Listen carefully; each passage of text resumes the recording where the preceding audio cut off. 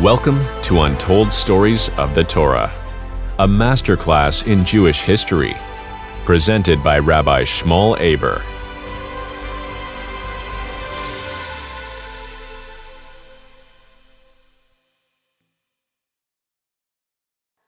Part 2 of the story of Yonasan. What we spoke about in part 1 was that the Plishtim had gathered an army of 30,000 chariots, 6,000 cavalry, and so much infantry that literally was the sand of the seashore. And the Jewish people were on a different mountain facing the Plishti army with 1,600 soldiers and 2 swords. So the odds were tremendously in favor of the Plishtim, and Yonasan was unsure, as we spoke about in the previous class, of whether he should attack, or he was sure, but he wanted to encourage his weapon bearer who was with him, and so he makes a sign. He says like this: if the enemy, upon seeing us, as we climb down to the rock at the bottom of between the cliff faces and then start to climb up, if they see us and they say, wait and we'll come to you, then we should wait in the valley and not fight. But if they say, come to us, this is a sign that Hashem has given them into our hands, and we should attack. So Yonasan and his weapon bearer reveal themselves to the Plishtim, and the Plishtim, they see these 2 Jewish people pop up from the ground, and they assume that these are the Jews that had gone into hiding. Remember, at the beginning of the war, it was still a small army, but Shaul had a lot more men. So many of them had gone into hiding, had gone into pits and caves, had even crossed the Jordan in such fear of the army the war that was to happen. And so these Plishtim saw 2 men just appear. They had no idea that it was the crown prince and his weapon bearer. They just saw 2 Jews, and they said, well, look at this. 2 of them must have accidentally, popped up on the wrong side of the mountain. They lifted their voice and they said like this. They said, behold, Hebrews are coming forth from the holes where they hid.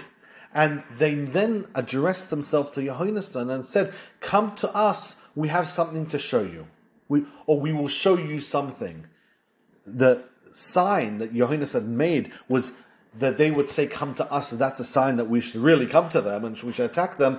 They'd said exactly what Yohanasan had predicted, and this was a sign from Hashem that Yonasan was supposed to attack them. The Metzudas David says that the Plishtim were mocking Yonasan. It was almost like, come to us, we have something to show you. And of course, that was just a way for them to mock Yonasan as they planned to kill him and to kill his men. What's really interesting, in Likutei Torah, it's brought down that the Plishtim, they represent litzonos. They represent mockery and impure laughter.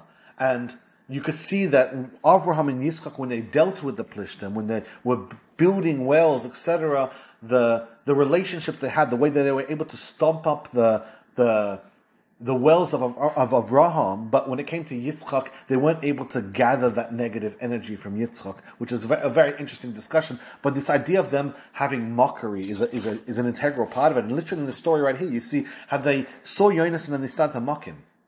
Now, Yonasan had seen his prediction come true.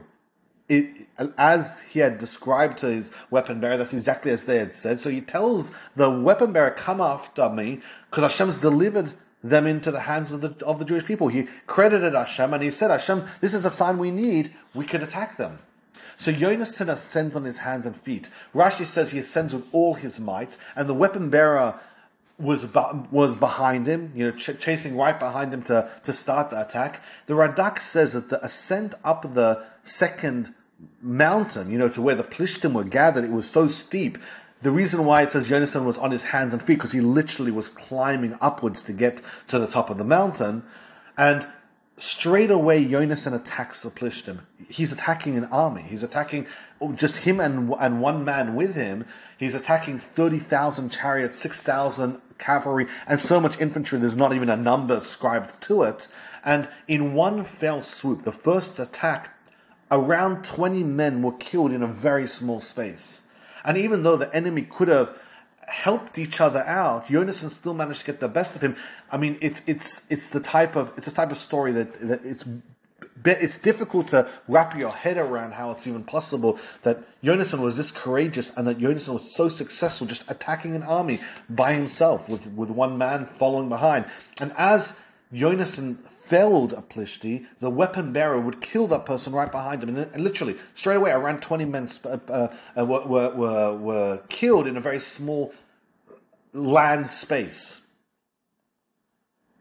And then a deep fear went into the Plishtim. And the ground shook. Or as the Metzudas writes in his commentary, it was as if the ground shook. The fear that was that they hit the Plishtim at that point, when they saw what Yonasan was able to do, they had a deep fear. A fear of Hashem was upon them, says the Pasuk. The Radak says, and we had the similar idea in an earlier podcast when we talked about the size of Nineveh, how large the city was. When we want to attribute something that's extremely large or has astronomical proportions, we describe it associating to Hashem. So in this case, we say a fear of Hashem. It was such a great fear. We don't have good description to explain how feared the Plishtim were of the Jewish people at that point when Yonasan just goes in and attacks them. So it was like a fear of Hashem. It was so large.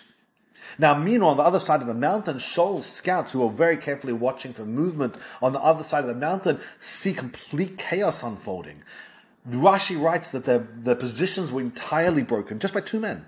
Yonasan and his man had started attacking the enemy, and it was they were in so much fear, literally they broke lines entirely. They were running in all directions, they even running towards the Jewish people because the confusion was so great, and the lack of order of their movements during the war, that's the worst thing possible.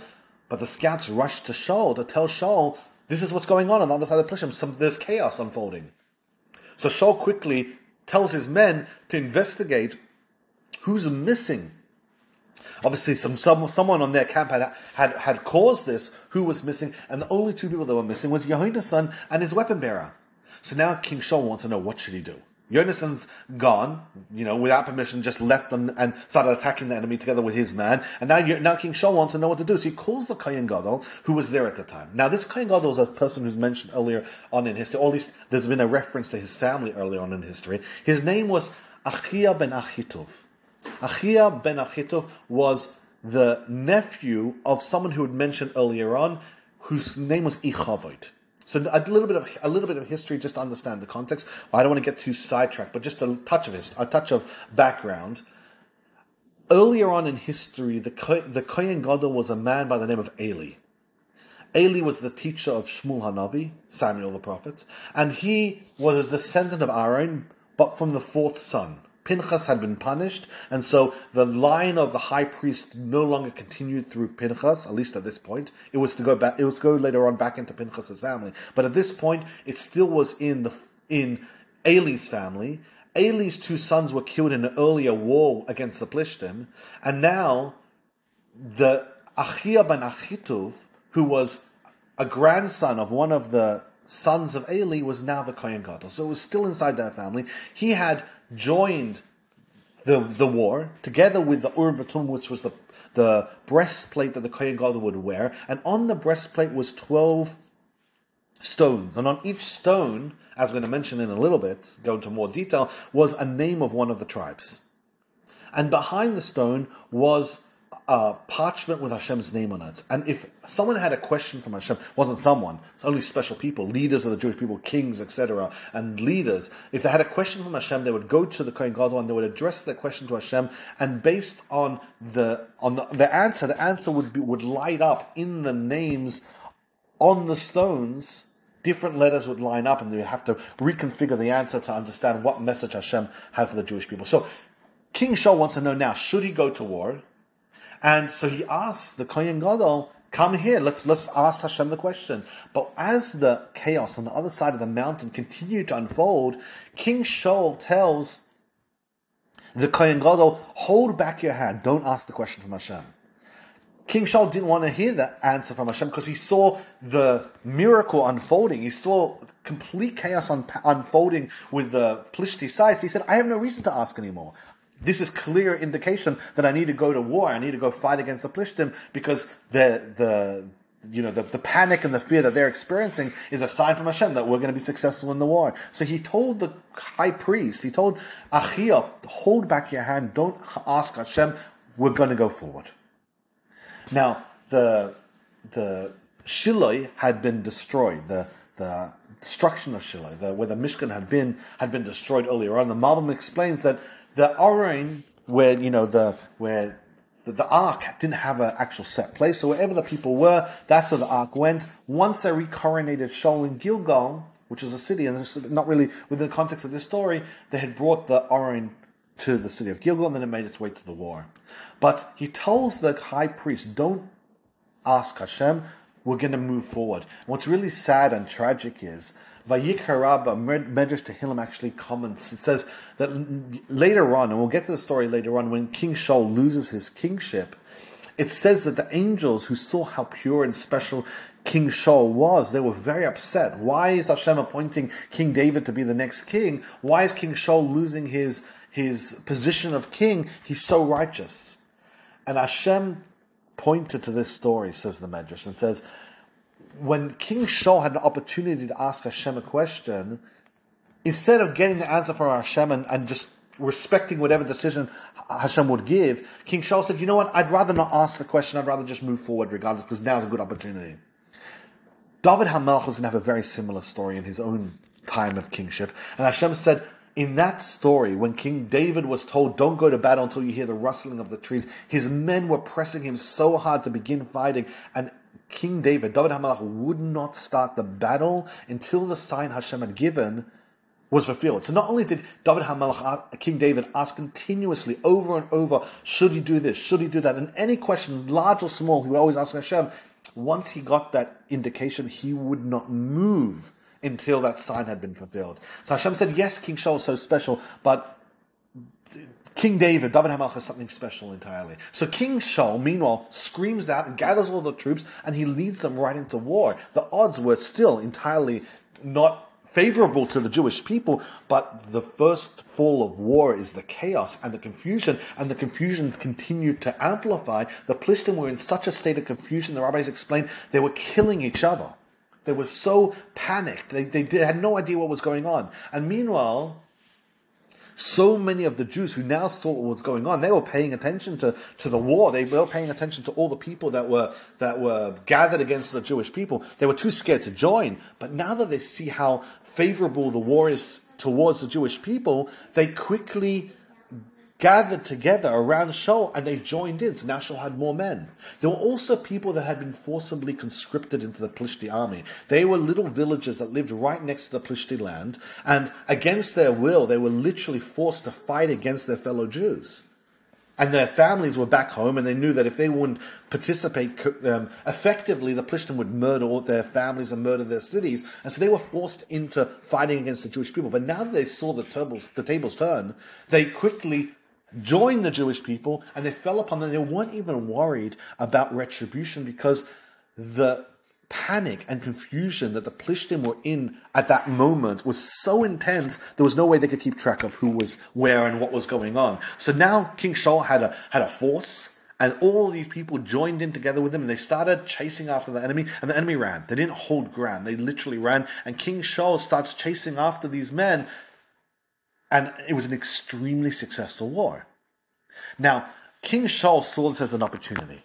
For decades, they'd been persecuted mercilessly by the Plishtim, and now finally there was a chance. Finally, King Shaul got them in a position where he wanted them to be. The last thing he wanted was for the momentum to stop. He needed the Jewish people to keep fighting and fight until the war was officially done and the Plishtim wouldn't be able to be a problem ever again. So King Shaul told the Jewish people, keep chasing and don't stop. And in order to ensure that they wouldn't stop and to ensure that they would stay active in the war, King Shaul made an announcement. He made a decree. And he said, any person that eats bread until evening will be cursed, because King Shaul didn't want people to start having lunch breaks. He needed people to be continuously fighting. So long as the momentum was hot and the Jewish people were running right behind the Plishtim, they would be able to be successful. The second they stopped, the Plishtim would regroup, or the Plishtim would run back home, and that's what King Shaul couldn't have. So he made this decree, this curse, this decree, this proclamation. Once they chased into base Alvin, King Shaul made the announcement, no one's to eat bread until evening. Now, that the details of that curse and that decree is very important, as we're going to see in a moment. But the Jewish people listened. They were extremely hungry. They were so stressed due to the hunger. At the same time, no one ate because King Shaul had made this massive announcement. No one's to eat anything. Now, the terminology that King Shaul uses is no one's to eat bread. But as we know, bread is like the generic term for food. So this included, as an extension of the definition of bread, it included all foods, not just bread. All types of food were included in this decree. King Shaul basically said, no one's to stop. Just keep on fighting until the war is over. There's an interesting discussion that Malbim brings down about what exactly the decree was. Some people say that it was already a fast day because it was a day of sorrow. The Jewish people had to go to war, so they were already fasting. And King Shaul said, I'm extending it. You can't start eating now. You need to wait until the fighting is over. Or some people say that they weren't allowed to have a full meal. That was really King Shaul's proclamation. They weren't allowed to have a full meal, but the Jewish people understood the gist of his proclamation, and they all committed among themselves, no one's eating anything. Now, they continued chasing the enemy, and at some point they chased the enemy through the forest. And the forest had bees, and the bees had made honey, and the honey had come out of the honeycombs, and it was oozing onto the floor of the forest. People really wanted to eat, and they could have just dipped their sticks and dipped their hands into the floor and grabbed all this honey, but no one took it because they all heard this massive announcement from King Shaul, and so no one took it. Even though the food was literally oozing in all directions as they were chasing after the enemy, everyone, not a single Jewish person, succumbed to hunger, and everyone decided to listen to the proclamation. The only person who didn't was the person that didn't hear it. Two people weren't around when King Shaul had made his announcement. That was Yonasan and his weapon bearer.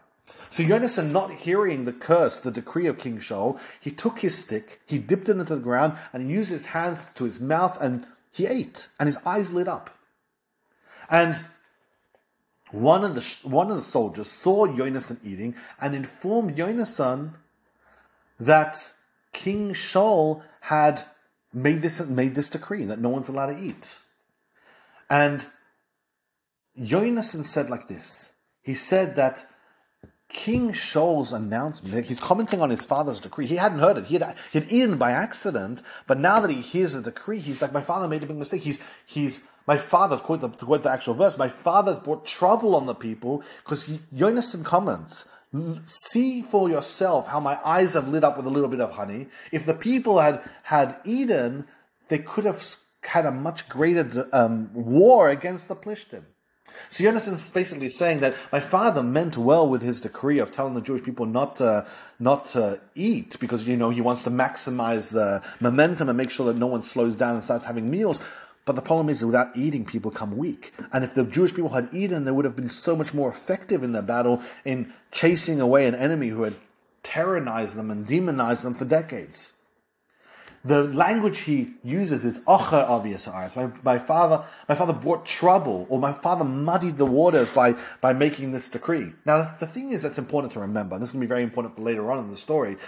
Yonasan had three massive excuses why he really wasn't guilty of transgressing his father's decree. Everyone else that had heard the decree very much would have been guilty of breaking a decree of a king, which is punishable by death. But in the case of Yonasan, there were three big details that are important to remember. Number one, he'd never heard it. If you don't hear a decree of a king and you break it, well, it's accident. You can't really be held culpable for that. The other reason why he wasn't is he only ate a tiny amount. It's very doubtful that King Shaul would have minded someone dipping their stick into a honey and just taking a quick bite. The idea was, don't have a big meal and don't waste time eating. But King Shaul wouldn't have held someone accountable for just having a tiny little drop of honey. And the third reason, which is a really interesting discussion beyond the scope of this class, is that the description in the verse that talks about Yonasan's reaction to the honey is that his eyes lit up. That's very, very poignant. It's telling us something very interesting. There's a very interesting disease. It's mentioned in the Gemara called bulmus, being seized by bulmus sickness. Bulmus is this incredible hunger. It's so intense that it actually affects the eyesight. I don't know if there's a modern medical correlation between this type of sickness or whether it only existed in the olden days, but there was this illness called bulmus, and bulmus was life-threatening, and if Yonasan's eyes lit up after he ate it, it's a clear indication he was suffering from that before he ate, which means he wouldn't have been held by the king's decree. His life was in danger. In the case of bulmus, people eat straight away. A person's life is, you're allowed to even break laws in Torah to save one's life. In the case of Bulmis, Yonasan would have been fully permitted, even had he heard his father's decree, and even if he would have needed to eat a lot. Bulmis is life-threatening, and therefore he would have had it. He would have been able to be fully non-guilty by breaking his father's decree had he eaten in such a situation with such a sickness.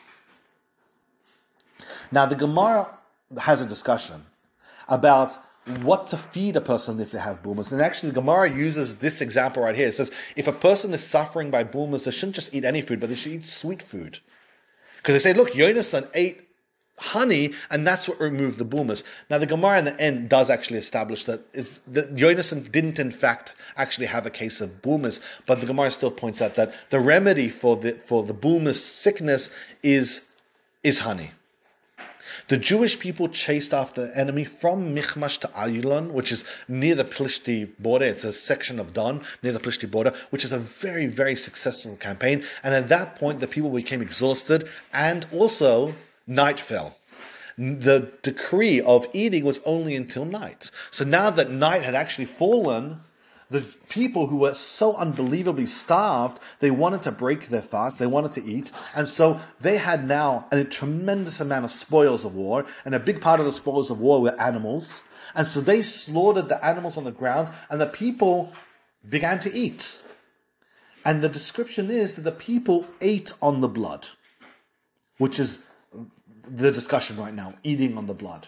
And quickly it was reported to Shaul, and he was told the people are eating on blood. We'll explain what that means, but first you need to understand the overall arc of the story. Shaul became extremely upset. He tells the Jewish people, you acted faithlessly. After such an amazing miracle, you're now going to say thank you to Hashem by eating on the blood?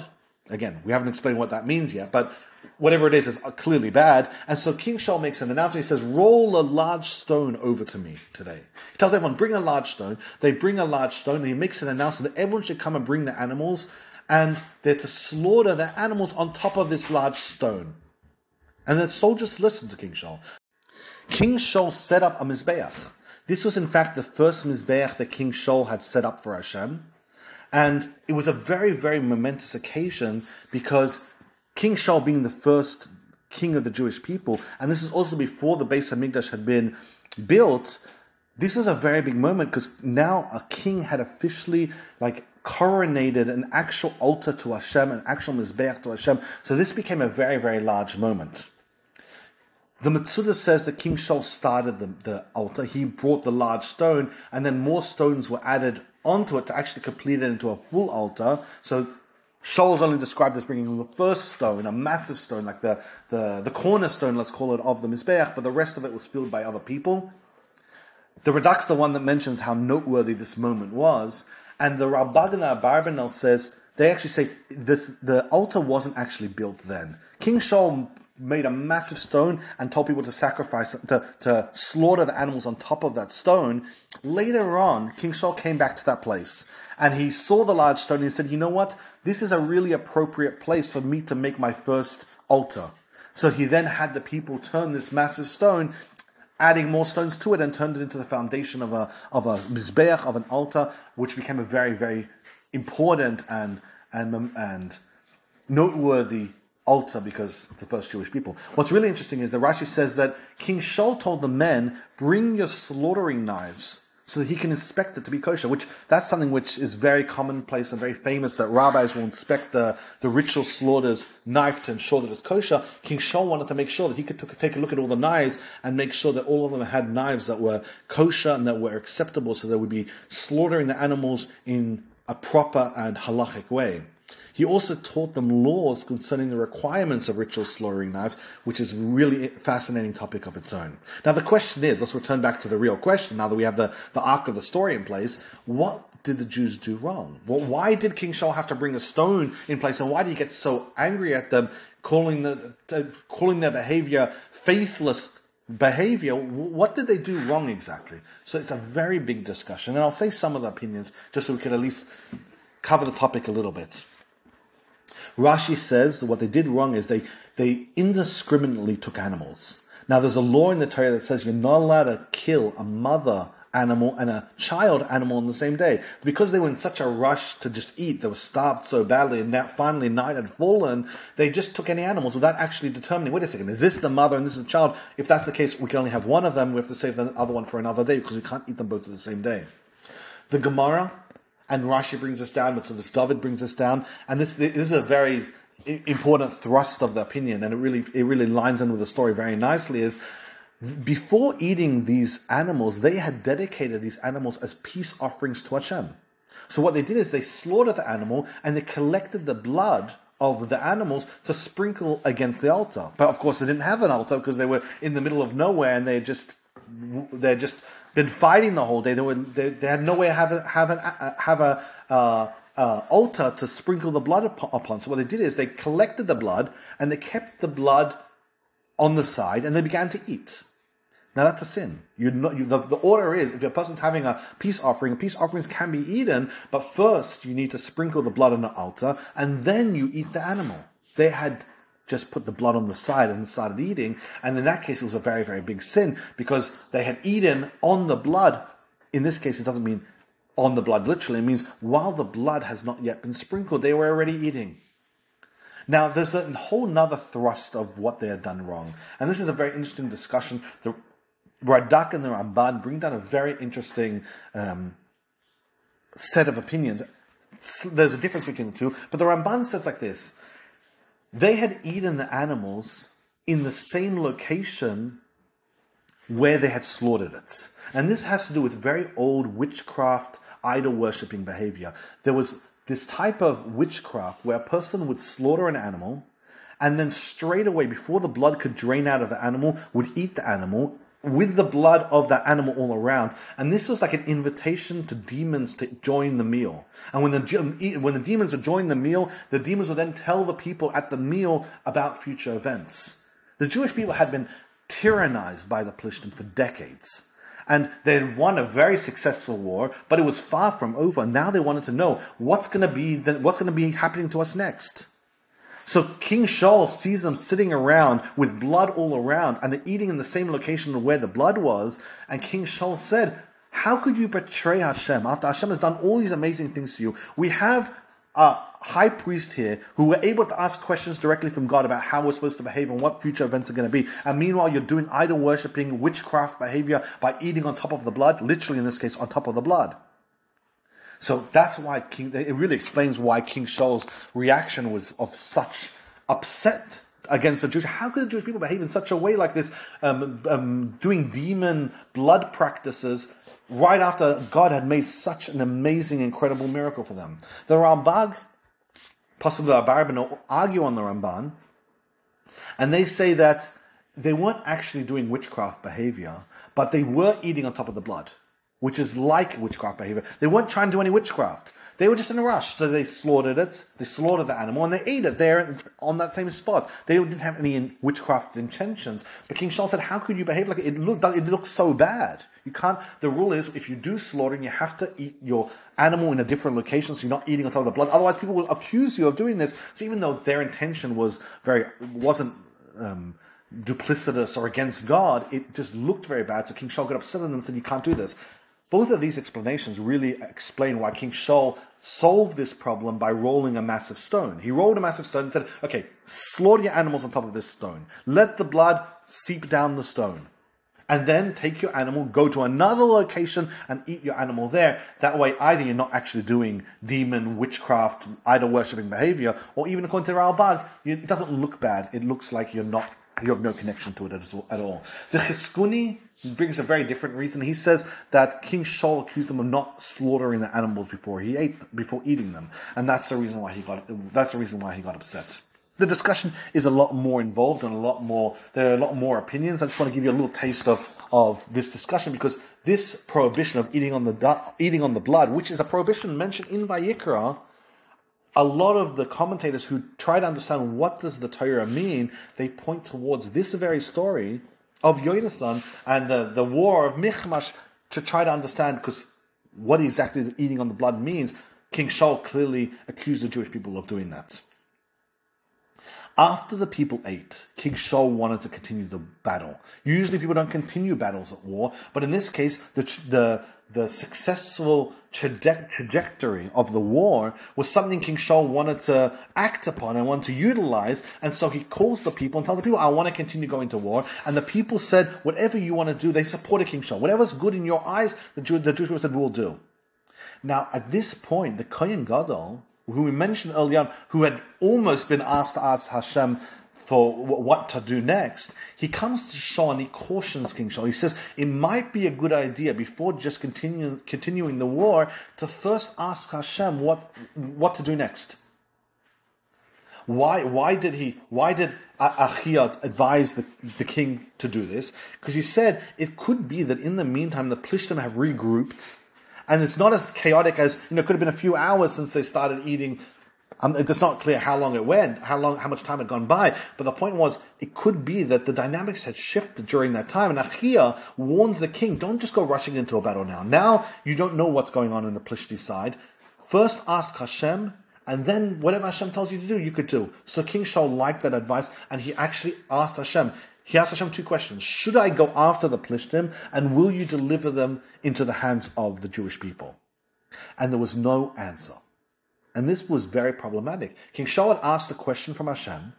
It was by way of the Urim VeTumim. There was by way of the breastplate with the 12 stones, with each one of the tribes' names engraved on one of the 12 stones. And there was no answer from Hashem. And King Shaul knew that the only way there'd be no answer from Hashem would be if someone sinned against him. If someone sinned among the Jewish people, and it was enough of a sin that would make Hashem upset, make God angry, well, in that case, Hashem wouldn't answer them. So now King Shaul's motive was less about continuing the war. He wanted to do that too, but now he needed to work out, why is it that Hashem isn't answering us? The Malbim actually does a little bit of detective work, and he says that King Shaul understood the fact that the Jewish people had experienced such an incredible miracle clearly indicates that whatever the sin was, it hadn't happened before the war begun. Because in that case, God would have never done a miracle this great for them. So King Shaul knew that the time frame of when the sin had occurred was sometime after the war had begun until this point that he had asked the question. So he had a time frame to work with. Now he just needed to work out, okay, who is the one that did the sin that's causing Hashem not to answer back to us? So he calls all the chiefs of all the people, the leaders of the different tribes, to see why Hashem didn't answer. But before beginning to determine, King Shaul makes this incredibly bold statement. He says like this, and I'll read it in Hebrew. Ki chai Hashem ha-Mashiach Yisrael, ki im yeshna Yonasan b'ni ki mois yomus v'ein oinehu mikol am. It says, like, the translation goes like this: for as Hashem lives, who brings victory to the Jewish people, even if it was through, and the commentators say, this sin, my son Yonasan, he shall be put to death. And no one answered him. King Shaul was trying to tell the Jewish people, I don't care who did the sin. Even if the sin was done by Yonasan, my son, that person's going to be put to death. Now, this, as people following the story so far realize the irony of it, that sin was done through Yonasan, but King Shaul was trying to show so clearly that I don't care who did the sin. If it's the lowest person, even if it's the greatest person, my own son, Prince Yonasan, even if he's the one, he would be put to death for doing this sin. No one answered King Shaul. So King Shaul split the Jewish people into half. So he wanted to make a lottery. Lotteries already had an incredible precedent in Jewish history that lotteries determine, truth in Judaism. So King Shaul makes a lottery, but he makes the lottery a little different than usual. In the case of earlier on times in history, there was 12 lotteries with each 12 tribes, and then it was further divided into different houses based on which tribe was picked, and then families, and then person, etc. In this particular case, Yonasan splits the lottery in two. He puts himself and his son in one side of the lottery, and he puts all the Jewish people on the other side of the lottery. And the question is, it's a very strange way to organize the lottery. Lotteries are never organized in that way. So why did King Shaul make the lottery in such a way with him and his son on one side, with 50% of the chances of going to him and his son, and then 50% on the other side? So the Abarbanel says a really interesting, a very compelling explanation, which really changes the story quite a lot. If you remember earlier on, when Yonasan was eating, there was a soldier who saw him, and the soldier warned him, your father told you warned us not to eat anything. And Yonasan says, well, my father made a big mistake. But nonetheless, Yonasan at that point was held by it, but he had accidentally done it. That soldier had gone to King Shaul afterwards, and he had ratted out Yonasan. He said, listen, I want to tell you something. Your son's the one that broke the decree. So King Shaul, according to one opinion, already had a very good idea of who was responsible for the Hashem not answering them, for the Urim VeTumim of the high priest not giving out an answer. So he said, let's just cut to the chase. Let's put me and my son on one side and all the rest of the Jewish people on the other side, and that's an easy way out to quickly get to the results of who's actually responsible, my son Yonasan. Another explanation, also from that Barbanel, is that, and this one is extremely compelling and such an incredible lesson, and really shows you the virtue of King Shaul. King Shaul was worried that people would think that because he was a king, or that his son was a prince, they were somehow better and above any form of guilt or responsibility. Remember, he's the first king. This is a new precedent, a new scenario in Judaism. And King Shaul wanted to lay the law from the very beginning. Everyone should know, just because he's the king, or just because his son Yonasan is the crown prince, does not make them above the law. They're held accountable equal to everyone else. The only way he could do that would be to make it so clear that the lottery is affecting him and his son equally to everyone else. So he made the odds skewed so badly against him, literally making 50% of it, not only two lotteries, one with him and his son and one with all the rest of the Jewish people. But he wanted to set the message very early on in his kingdom, very early on for everyone, that he's not above the letter of the law, and he's also going to be a part of this accountability and a part of this raffle. A beautiful lesson. Pika de Rabbi Eliezer says that King Shaul saw the Plishtim starting to return. He saw them already starting to come to refight against the Jewish people. They were gathering in an organized way. So he goes to the high priest and he sees all the stones shining. The only one he doesn't see is the tribe of Benjamin. King Shaul came from the tribe of Benjamin, and he sees all the other tribes, their stones are shining aside for his. And when he asks the question, no answer comes, and he understood that this was the answer. And he understood the fact that it was shining with his own tribe, it meant that it was either him or his son. So the reason why he divided it by him and his son versus all the Jewish people, the Medrash says, he already had a very good idea that it was either himself or his son. But at the same time, for a matter of completeness, he needed to add all the Jewish people in. He put him and his son, and then he put it against all the rest of the Jewish people. And at that point, he already was able to know what was actually going on. And then King Shaul calls out to Hashem, and he says this proclamation. He says, Hava Tomim. He asks Hashem, please make the lottery truthful. Don't just make it a chance lottery, with the odds 50-50. Make it accurate. The Abraham says, King Shaul was asking Hashem, I know you didn't answer me directly through the high priest's breastplate, the way that the kings usually were answered. But King Shaul was saying, Hashem, at least make this lottery accurate. So at least we can determine with accuracy who's actually responsible for the Hashem not speaking to us. Now, the lottery fell out on King Shaul and Yonasan. It was a 50 chance, or it wasn't a 50, it was a 100% chance, because King Shaul asked Hashem to make it accurate. So when the lottery came out between the two lots, King Shaul and Yonasan were picked out, making all the Jewish people all free of guilt. They were all relieved. And now King Shaul draws another set of lots between himself and his son, and the lot fell out on his son. And as soon as it fell out on his son, the Medrash says, Pika Rabbi Eliezer says, King Shaul pulled out his sword to kill his son. And he asked his son, what did you do? Now at this point, Yonasan, he's faced with the truth. The lottery literally showed that he was the one that was guilty. And so he told his father the story. He told his father he tasted the honey at the tip of the stick. And he also told his father, and it again shows you the incredible virtue and the incredible upliftedness of Yonasan's personality. He said he's willing to die. He has no complaints. He's more than happy to die. And in fact, very differently than the first time when he ate and he was informed of his father's decree, this time he didn't justify it. Now that he had seen his name come up, he understood he'd done something wrong. There was no reason to justify or give any excuses and say, well, his father made a mistake. He didn't get into any of that. He just said, I'm the one that did the thing wrong. And he had a million excuses. He had so many good excuses. He didn't mention any of them. He said, I'm the one that did it. My name came on the lottery. I'm ready to die. So now that he had agreed, he admitted to his guilt, King Shaul makes a vow that he's going to kill his son Yonasan. And that was it. Now it's time to kill his son. And as soon as the army sees what's actually going down, quickly the entire Jewish people step in between. They say, wait a second, this can't happen. King Shaul's about to kill the person who's responsible for the entire victory, the person who had so selflessly climbed across to the other side of the enemy and attacked an unbeatable enemy, just the two of them, and started off one of the most successful campaigns in Jewish history. They said, he can't die. So they turned to Shaul and they said, shall Yonasan die after bringing such a great victory to the Jewish people? They said, never, Chalilah. As Hashem lives, not a hair of his head shall fall to the ground. They defended the Jewish people. And they annulled King Shaul's vow. Pirkei de Rebbe Eliezer says that they insisted to King Shaul, Yehonasan's mistake, Yehonasan's sin was accidental. They said, we're going to bring a sacrifice on his behalf, and that's it. The story's over. He didn't go against the king's decree. If someone went against the king's decree deserves to die, there's nothing to talk about. Yonasan never went against the decree. As we mentioned earlier on, he had many alibis. He had many ways of getting out of this. He most certainly was not deserving of death. So the Jewish people, they defended Yonasan and said, we can't have this person die. The Mahari Karas, for example, says that they said, Yonasan never heard the decree. He was never bound by the decree. He's innocent.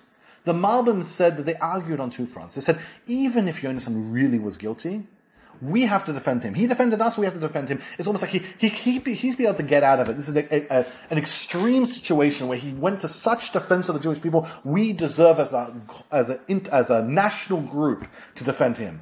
And they said it's impossible to say that after the incredible victory that Hashem made through him, that he sinned on purpose, that he's actually guilty of death because of whatever happened. After such an amazing miracle happened from God, it's clear that he's innocent. And Al-Sheikh says something really interesting. He says that when a person does a mitzvah, that part of the body that involved in the mitzvah becomes elevated. So a person does a mitzvah with the hand becomes elevated. In the case of Yonasan, it wasn't just his hand, his entire body became elevated in one instant because he gave his entire life up for Hashem. He was willing to fight the enemy and literally die for God, die to defending the Jewish people. In that moment, his entire body in one fell swoop became elevated. And if Hashem is with him in such an elevated way, it's impossible for him to sin. And therefore the Jewish people said, he can't die. The obvious question is, if he was so innocent, why did his name come up? Why did Hashem not talk to the Jewish people? That you have to deal with both sides of the coin. Saying that he's fully innocent and not deserving of death is fine. So then why did Hashem not talk to the Jewish people? And also, why did his name come up to the lottery as the person guilty? So the Malbim asks this question, and he answers the question really interestingly. He says, Yonasan was such an incredibly righteous man. He was such a tzaddik. He was such a righteous man that his accidental sins were considered and had the intensity of a purposeful sin. Usually, a person has an accident, it's an accident. Move on, it's fine. You can make it right, but it's not counted against you. It was an accident. In the case of Yonasan, he was so unbelievably great. Even though he hadn't heard his father's decree, it was held against him because of his purity.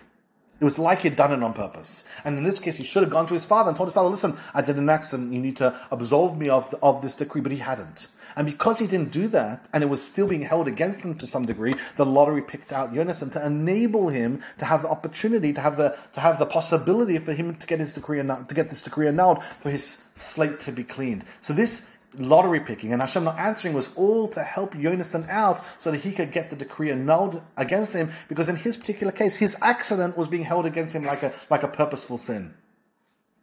After this whole drama happens, King Shaul at this point broke off the chase of the Plishtim. The Plishtim returned home, and unfortunately, the rest of King Shaul's kingship, he's going to continuously have to fight against the Plishtim. The Plishtim were far from over. He didn't manage to capitalize or maximize the war. At this point, he went home and continued to make many more wars against the Plishtim, and that was a big part of the drama of his kingship, and it's something we'll be talking about in the upcoming classes. Thank you for listening to Untold Stories of the Torah.